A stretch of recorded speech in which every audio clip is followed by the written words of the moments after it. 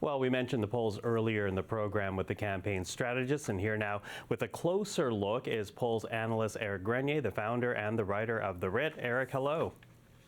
Hello.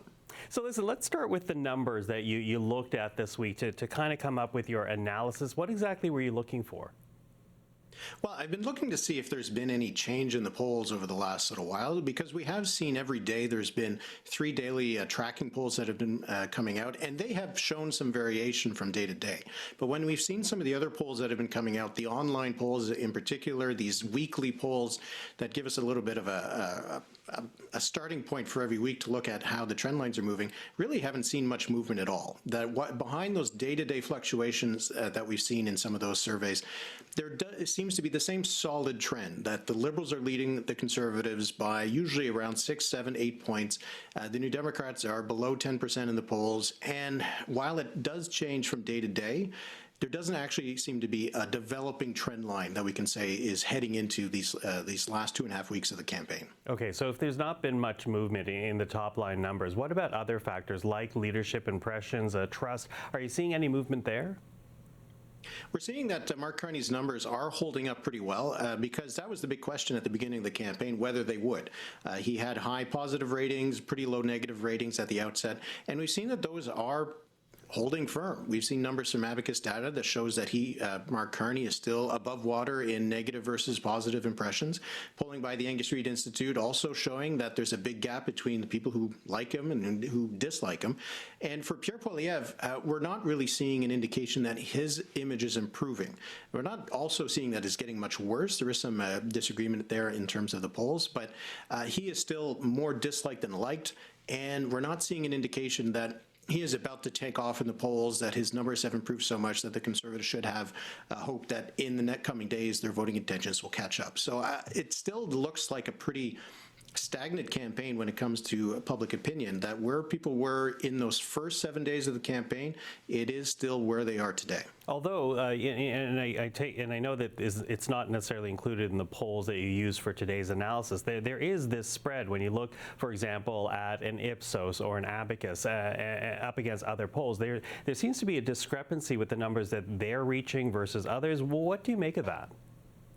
Yeah, this is something that usually comes up at a campaign at some point. Hopefully it doesn't last until Election Day, because then we will have a little bit of questions about what to expect. But we've seen really 3 sets of polls, I would say. One of those sets is the polls that are generally in the consensus, where I think things probably are in reality, that the Liberals have this lead of somewhere between 4 and 8 points. And you see that coming out in polls most of the time, most days. There have been a few surveys. There was a poll by Ipsos that had a 12-point lead for the Liberals. We've seen a couple polls with a 10-point lead. And then we had that Abacus poll that had a tie. So it does raise a question of how we could come to these different results.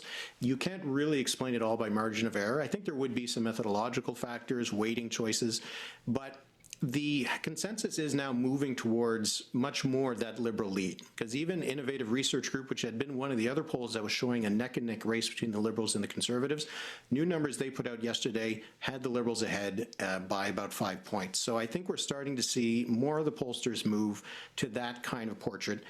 In the end, we'll see what happens on Election Day and if things will change between now and there. But I think that when you look at all the polls, all the data that's available, that 6, 7, 8 point lead does seem to be more where things probably are. Okay, and that said, our former place of work, the CBC, has hired you to crunch the numbers to do a seat projection. What are you finding there?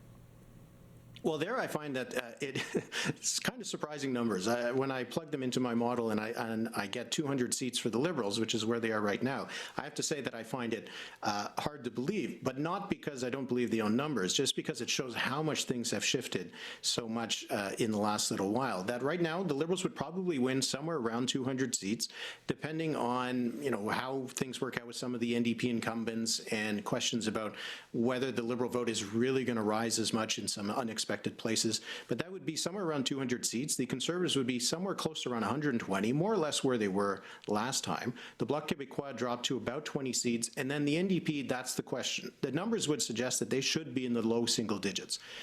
The question is whether some of their incumbents, whether they will hold on a bit more firmly than some others would. And in that case, looking at the NDP, probably somewhere around 5 to 10 seats. But the fact that they're at 5 to 10 and not 25 to 30 is why the Liberals are close to that 200-seat mark in the projection. Okay, closer to the 200-seat mark, as you say. And you say a lot of this is predicated on where they weren't expected to win. What ridings are you talking about when you say that? Well, for example, some of the numbers we've seen out of Alberta would suggest that the Liberals could be pretty competitive in a lot of ridings in Calgary and Edmonton, to the extent that they could win a half dozen up to 10. Whether they will actually do that, it is one of those things where you have your gut check versus what the polls are showing. Whether the Liberals would be able to pick up some of those seats in Manitoba that the NDP has held for a long time, like Churchill, Kawat-Newcastle, Winnipeg Centre would be two of those. And then maybe one of the biggest surprises would be Vancouver Island. The Liberals haven't won a seat there in a long time. Not even Justin Trudeau was able to win a seat on Vancouver Island. But some of the polls that we've seen on the island suggest that the Liberals are in first place. And this isn't just BC polling. It is polling that has been done on Vancouver Island. And so are we going to see the Liberals win places like Victoria, Esquimalt? These are areas that you would not have expected that the Liberals would be competitive. But we did see that Mark Carney has gone to Victoria. He's in Alberta now. I think they are identifying some of these seats that the models are showing they could win, that polls are suggesting they could win, and maybe the Liberals themselves think they can win. Okay, listen, quickly running out of time, but I need to ask this, because when you look at your analysis in particular, you have this 7-point spread between Liberals and Conservatives. Historically, how easily can Conservatives make up that difference, or is it a Hail Mary pass at this point? I don't think it's a Hail Mary pass to close the gap. Sometimes the polls can underestimate Conservative support by a few points, so maybe that alone will close the gap. But I think what's the problem for the Conservatives is that they don't need to be running even with the Liberals. They need to be ahead by 3 or 4 points to have a hope of winning more seats, and they probably need to be ahead by 7 or 8 points to have a hope for a majority government. So I think that is the challenge for the Conservatives, that not only do they need to close the gap, they need to completely reverse the gap in order to win the election. They can still do it. There's still 2.5 weeks. We've seen things like that happen before. But with every day that passes that it doesn't happen, it becomes less and less likely that it will. Okay, and tomorrow is the halfway mark. Listen, Eric Grenier, I always appreciate the time. Thank you for that.